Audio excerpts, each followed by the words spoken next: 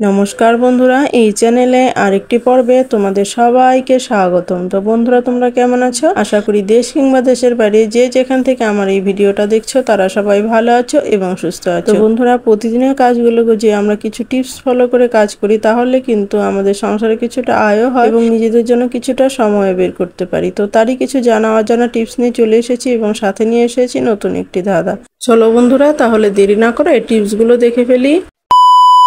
বন্ধুরা, এখানে আমি নিয়ে নিচ্ছি নেল পালিশ। তো নেল পালিশ তো আমাদের ঘরে বাচ্চাদের হাতেই হোক আর বড়দের হাতে হয়তো পড়ে গেল, কোনো কারণবশত হয়তো পড়ে গেল বা বাচ্চারা হয়তো লাগিয়ে ফেললো ওয়ালে, স্টাইলসে, হয়তো এরকম পাকাতে লাগিয়ে ফেললো। তো জায়গা বেজায়গায় যদি এরকম করে লাগিয়ে ফেলে তখন দেখতেও কিন্তু বাজে লাগে আর না উঠাতে পারলে কিন্তু ভালোও লাগে না। তো কিভাবে চট করে ওটা উঠানো যায় তারই একটি ছোট টিপস তোমাদের কাছে শেয়ার করছি, আশা করি তোমাদের ভালো লাগবে। তো এরকম করে যদি ওয়ালের মধ্যে লাগিয়ে ফেলে, টাইলসের মধ্যে লাগিয়ে ফেলে তখন তো দেখতে একদম বিশ্রী লাগে। তো খুব সহজেই এটা কিন্তু যে আজকে তোমাদের টিপসটা দেখাচ্ছি এটা খুব সহজেই চটপট করে উঠিয়ে ফেলতে পারবে। দেখো বন্ধুরা, এর জন্য দেখো এরকম করে কিন্তু শুকিয়েও গেছে। এখন তো এরকম করে শুকিয়ে যায়, চট করে তার উঠানো সম্ভব হয় না, যে যখন লাগাবে তখনই চট করে উঠাবো, তো শুকিয়ে যায়। তো শুকিয়ে গেলে তারপরে যদি এরকম করে একটু লবণ দাও, লবণ দিয়ে তারপরে যদি আঙুলের মাথা দিয়ে এরকম করে একটু ঘষে নাও তাহলেই দেখবে খুব সহজেই কিন্তু নেল পালিশটা উঠে পড়বে।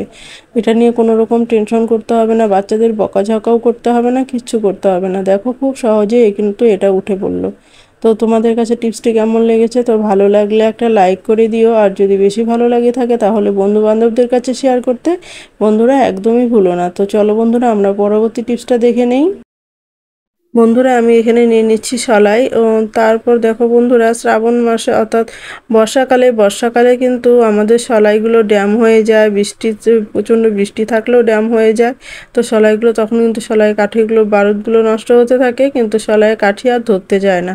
এভাবে করে কিন্তু সলাইটাই আমাদের নষ্ট হয়ে যায়, বারুদ তো পরে পরে সলাইটাও কিন্তু নষ্ট হয়ে যায় ঘষতে ঘষতে। তবুও কিন্তু সলাইটা জ্বলতেও চায় না, কিভাবে অস্বস্তি আমাদের তৈরি করে ফেলে। আর এইভাবে আমাদের অনেক টাকাও নষ্ট হয়। তো এভাবে যদি আমরা একটু টিপস, আজকে এমন একটা ট্রিক তোমাদেরকে বলবো যেটা করলে তোমাদের কিন্তু আর সলাই একদমই নষ্ট হবে না। তো দেখো এখানে নিয়ে নিলাম পাউডার, যে কোনো পাউডার, তোমরা যদি এক্সপায়ার হয়ে যায় সেই পাউডারও তোমরা নিতে পারো। পাউডার নিয়ে তারপর যদি এরকম করে সলাইয়ের মধ্যে একটু ঘষে নাও, এইখানে বারবার করে দুপাশে যে জায়গাটা আছে সেই জায়গাটাতে কিন্তু এরকম করে সলাইয়ের মধ্যে ঘষে নিলে কিন্তু আমাদের এই জায়গাটা কিন্তু আবার গরম হয়ে যাবে। ফলে কি হবে, আমাদের পাউডারগুলো এরকম হওয়াতে আমাদের সলাই কাঠি যখনই ধরাবো আমাদের সলাই কাঠিগুলো চটপট করে ধরে যাবে।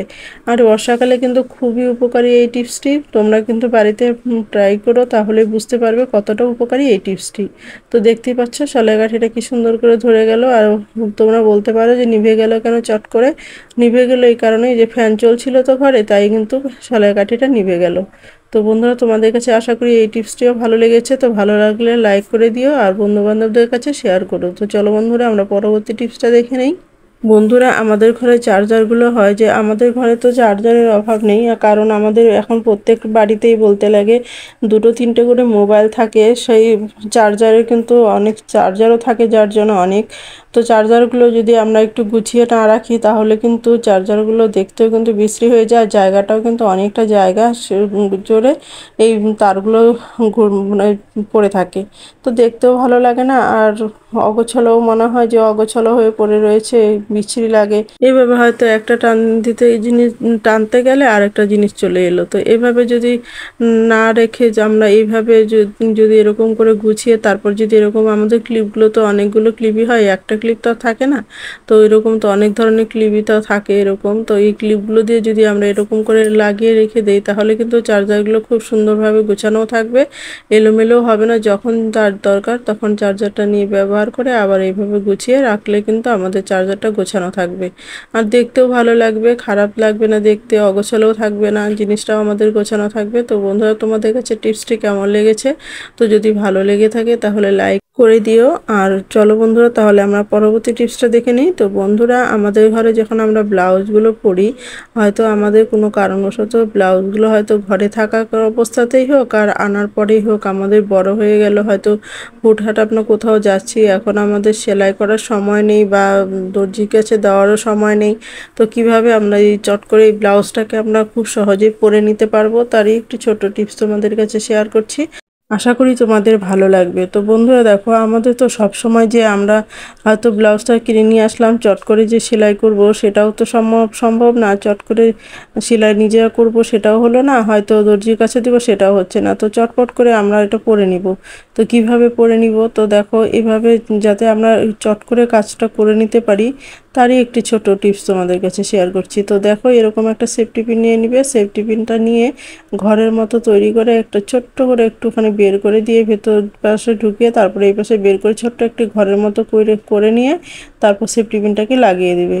তারপর দেখবে তোমরা হুকটা লাগিয়ে দিবে, দেখবে তোমাদের ব্লাউজটা কত সুন্দর ফিটিং হয় আর কত সুন্দরভাবে তোমাদের গায়ের সাথে লেগে থাকে। ব্লাউজটা কত ভালো হবে তুমি নিজেই বুঝতে পারবে যখন বাড়িতে ট্রাই করবে। তো দেখো বন্ধুরা, তোমাদের কাছে টিপসটি কেমন লেগেছে, তো ভালো লাগলে একটা লাইক করে দিও। তো চলো বন্ধুরা, এটা দেখতে দেখতে আজকের যে ধাঁধাটা রয়েছে সেই ধাঁধাটি জেনে নিই। তো বন্ধুরা, আজকের ধাঁধা হলো, কোন জিনিস আমরা 1 ঘন্টা ধরে চিবিয়ে চিবিয়ে খাই তবুও পেট ভরে না? তো তোমাদের যদি ধাঁধার উত্তরটি জানা থাকে অবশ্যই কমেন্ট করে জানিয়ে দিও। তো চলো বন্ধুরা, তাহলে আমরা পরবর্তী টিপসটা দেখে নেই। বন্ধুরা, আমি এখানে নিয়ে নিলাম মোজা। তো মোজা আমরা কি কাজে ইউজ করব তোমরা দেখতে থাকো। দেখো, মোজাটাকে প্রথমে আমি টুকরো টুকরো করে নিব। তো কয় টুকরো করে নেই দেখো, কিভাবে টুকরো করি, কতটুকু টুকরো করি, কিভাবে করি সেটা তোমরা দেখতে থাকো। টেনে টেনে দেখো না, তাহলে বুঝতে পারবে না। তো দেখো, এইভাবে আমি নিয়ে নিলাম। নিয়ে নেওয়ার পর আমি এটাকে টুকরো করব। তো বন্ধুরা, তোমরা যে যে যেখান থেকে আমার এই ভিডিওটা দেখছো তা যদি কমেন্ট করে জানাও যে কে কে কোন দেশ থেকে দেখছো, তাহলে আমি বুঝতে পারতাম দেশের কোন কোন জায়গায় আমার বন্ধুরা রয়েছে। তোমরা কিন্তু অবশ্যই কমেন্ট করে জানিয়ে দিও। তো বন্ধুরা দেখো, এভাবে আমি টুকরো টুকরো করে 3 টুকরো করে নিচ্ছি। তো 3 টুকরো করে নেওয়ার পরেও বন্ধুরা আমার কিন্তু পরে আরেকটা টুকরো করতে হয়েছে। তোমাদেরকে প্রথমে আমি 3 টুকরো করেই করছি, তারপরে যদি লাগে সেইভাবে আরেক টুকরো করব। তো পরে কিন্তু আরেকটা টুকরো লেগেছে, তো সেইভাবে আমি কিন্তু আরেকটা টুকরো করেছিলাম। তো সেটা তোমাদেরকে দেখানো হয়নি, যদিও দেখানো হয়নি।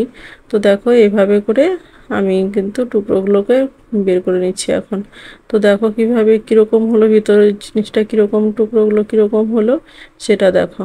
তো এরকম করে টুকরো করে তারপরে কিন্তু এইগুলো প্রত্যেকটা 2 টুকরো করে একসাথে করে আমি জয়েন্ট করব। জয়েন্ট করে এখানে আমি গিট দিয়ে দিব। তো দেখো, এখানে একটা গিট দিলাম, তারপরে আবার কিন্তু আরেকটা গিট দিয়ে দিব। এখানে এখানে আরেকটা গিট দিয়ে দিব, যে গিট দিয়ে দিলে আমাদের একটার মধ্যে কিন্তু 4টে করে জিনিস ধরবে। তো কিভাবে করছি দেখো, আর কত সহজে এই জিনিসগুলো আমরা বাড়িতে তৈরি করে নিতে পারি। এই ফেলে দেওয়া জিনিসটা, এই ছিঁড়ে যাওয়া মোজা, এই মোজাটা ফেলেই দিতাম, তো সেই মোজাটা দিয়েই কিন্তু আমরা খুব সহজেই দেখো 2টো আমি তৈরি করে নিলাম। তো 2টো তৈরি করে নিচ্ছি। তো কি কাজে এটা ইউজ করব, তো চলো আমরা দেখে নেই বন্ধুরা। ফেলে দেওয়া জিনিস দিয়ে তোমাদের আজকে কিন্তু একটা মারাত্মক জিনিস তৈরি করে দেখাচ্ছি, যেটা দেখলে তোমাদের কিন্তু সঙ্গে সঙ্গে করতে ইচ্ছে করবে। তো দেখো এই বন্ধুরা, কি সুন্দরভাবে এইভাবে আমরা শাড়িগুলোকে এইভাবে হ্যাঙ্গারের সাহায্যে এইভাবে সুন্দর করে রেখে দিতে পারি। তো এইভাবে কিন্তু আমরা একই জায়গায় অনেকগুলো শাড়ি একসাথে রাখতে পারি। তো দেখতেই পাচ্ছ কতগুলো রাখা হয়ে গেছে, তারপরেও কিন্তু একটা ঘর ফাঁকা রয়েছে। আমি এখানে কিন্তু আরেকটা শাড়ি আমরা রাখতে পারবো, আরেকটা হ্যাং করে রাখতে পারবো। তো দেখো, খুব সুন্দরভাবে এভাবে যদি আমরা আলমারির মধ্যে রেখে দেই, দেখো এভাবে আলমারির মধ্যে রেখে দিয়েছি, কতগুলো শাড়ি ধরেছে এখানে। এখান থেকে শুরু করে নিচেও দেখো, নিচে কত নিচ পর্যন্ত শাড়ি ধরেছে। তো এইভাবে কিন্তু আমরা একই জায়গায় অনেকগুলো করে শাড়ি রাখতে পারি।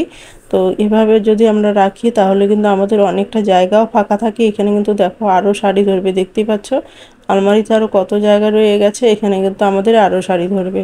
তো তোমাদের কাছে টিপসটি কেমন লেগেছে, তো ভালো লাগলে লাইক কমেন্ট শেয়ার করে দিও। আর এই ভিডিওতে যদি কেউ নতুন হয়ে থাকো তাহলে সাবস্ক্রাইব করে আমার পাশে থেকো এরকম নিত্য নতুন ভিডিও পাওয়ার জন্য। তো বন্ধুরা, তোমরা সবাই ভালো থেকো, সুস্থ থেকো, এই কামনাই করি ঈশ্বরের কাছে। আজ এই পর্যন্ত, দেখা হবে নেক্সট ভিডিওতে, কেমন?